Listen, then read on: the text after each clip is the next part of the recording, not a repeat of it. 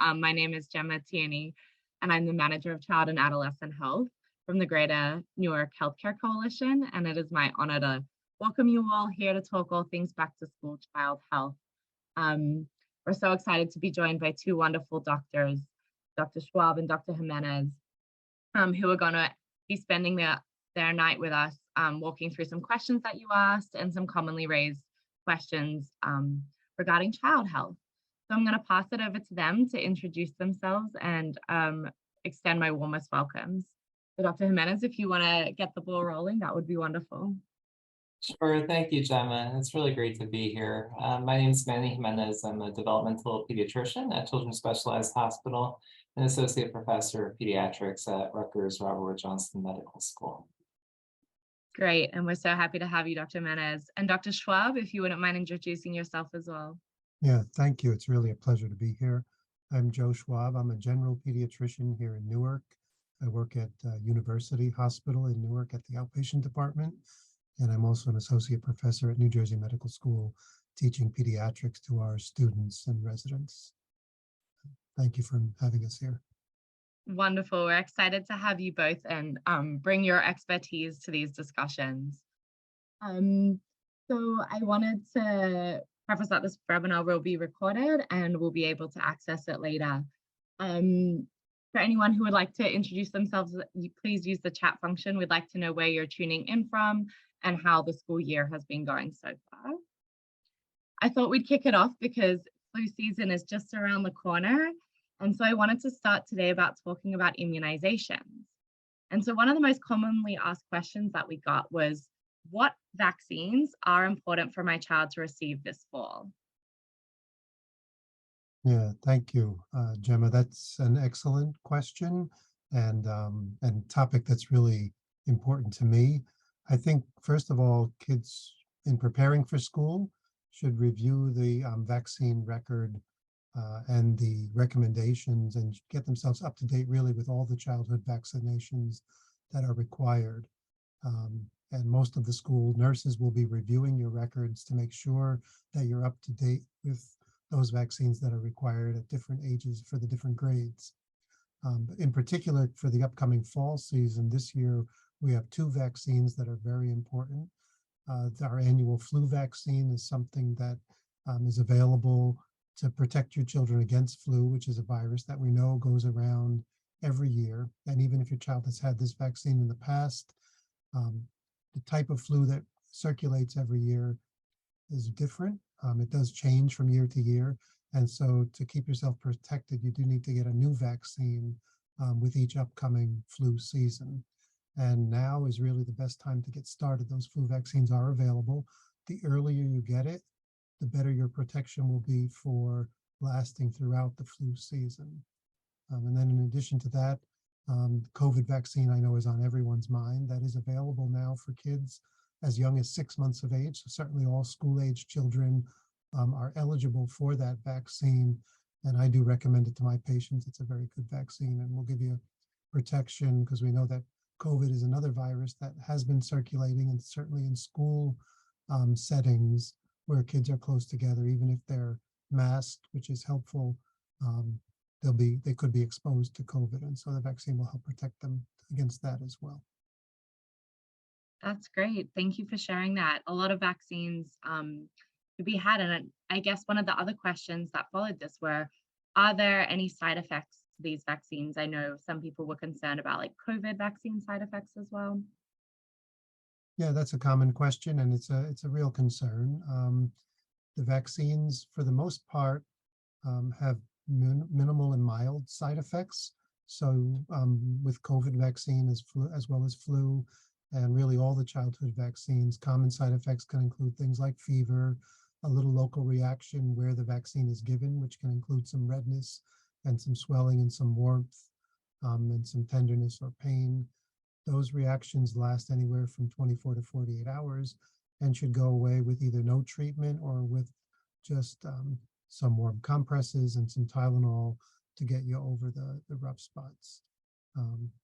More serious side effects like a very high fever, feeling very fatigued, headaches, can occur with some of the vaccines. We have seen that with a few patients with COVID vaccine, although not as many as you might think.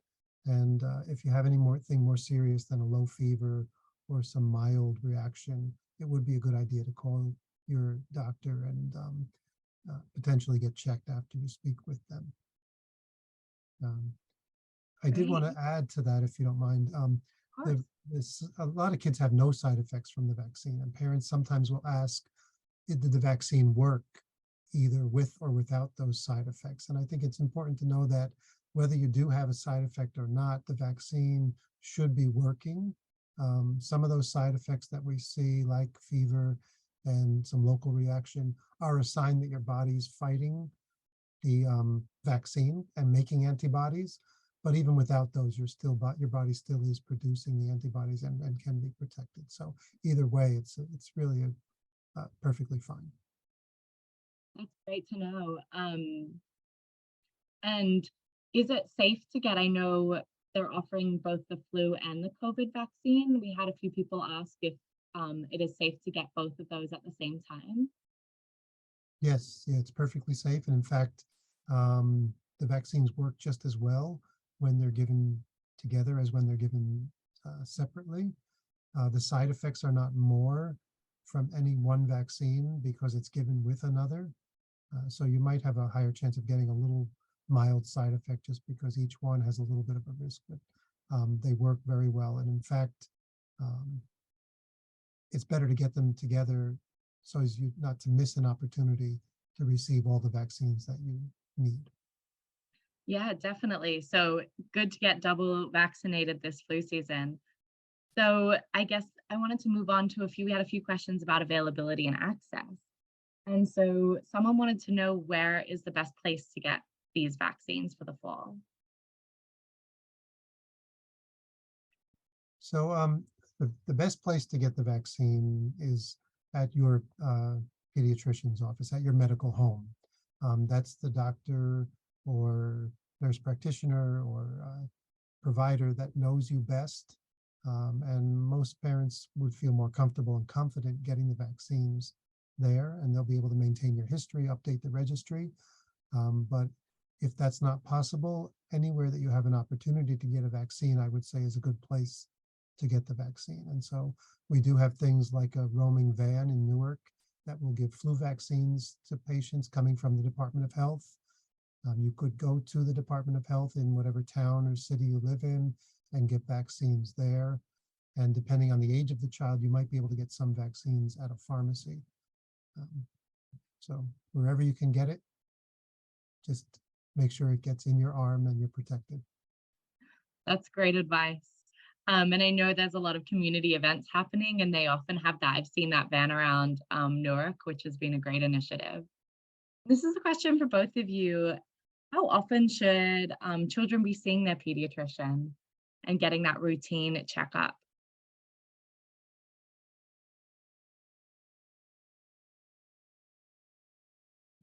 So as the general pediatrician, I'll start. Depends on the age of the child. So most of our early visits in the first 2 years of life are kind of arranged around the vaccine schedule. So we do see kids as soon as they're born, and then at a month, and then we start with vaccines every 2 months for a few months, and then every 3 months. And then once they're 2 or 3, we can see kids once a year unless they have a problem. And so we're monitoring not just for the vaccine schedule, but also development, which I think Dr. Jimenez will talk to us about coming up, and making sure that the kids are healthy and that the parents have everything they need to take care of their children in the most helpful way possible. That's great. And those regular appointments are very helpful.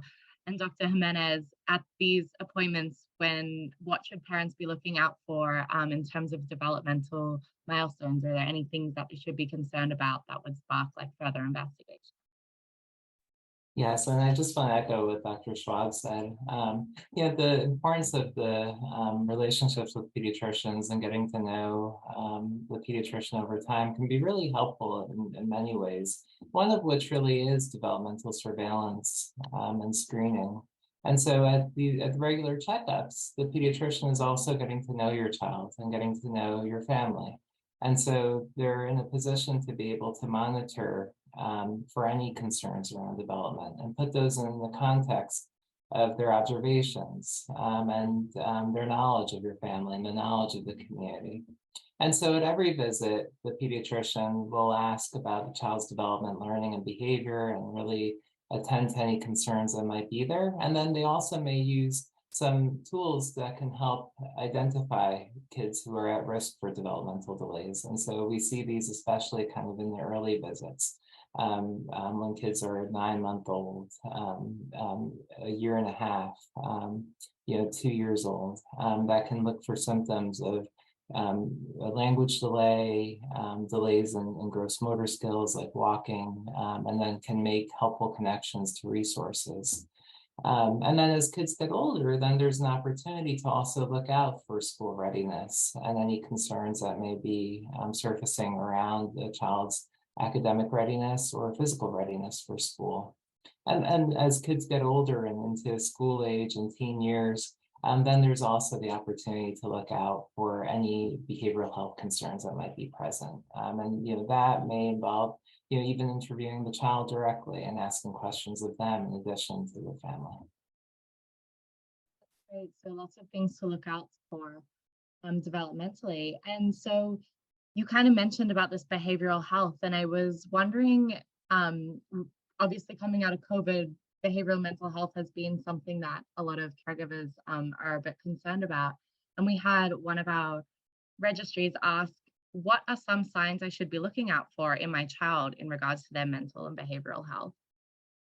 Yes, I mean, this is such an important question. And I think at the front of a lot of our minds, especially now with the pandemic and sort of, now kind of entering into a different phase, as we kind of re-enter into school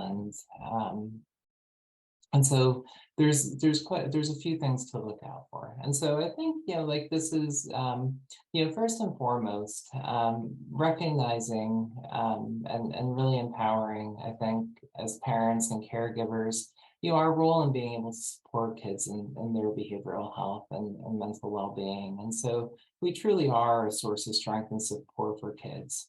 And so part of that is, being able to sort of listen and to be able to observe and see what's going on. And so, the things I think are really important to look for, it's important to remember behavior is communication. And so even if somebody isn't saying how they're feeling, many times we can observe from behavior about what's going on. And so for some, maybe more sort of outbursts, it may be more irritability or anger that we might see, more on edge behavior. This might happen at home, but it also may happen in other places like school. And so being on the lookout for those kind of really visible signs. But then there's also more subtle signs that we also have to be on the lookout for. And so these are signs like losing interest in things that used to kind of interest the child. So whether that's like activities or participation in clubs or, participation in other things that, used to bring joy and just aren't quite anymore. More sort of withdrawn behaviors. So kind of not being as engaged in interactions as before. This may be both with family members, but it also may be visible in interactions with their friends and with other children. And then,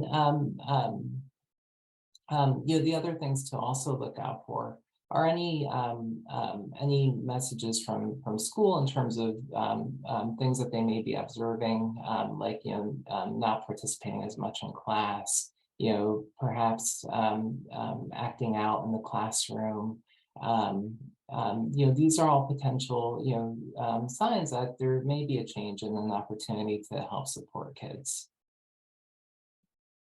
And so I like how you said to pay attention to the subtle signs, and sometimes it's not as obvious as it may seem.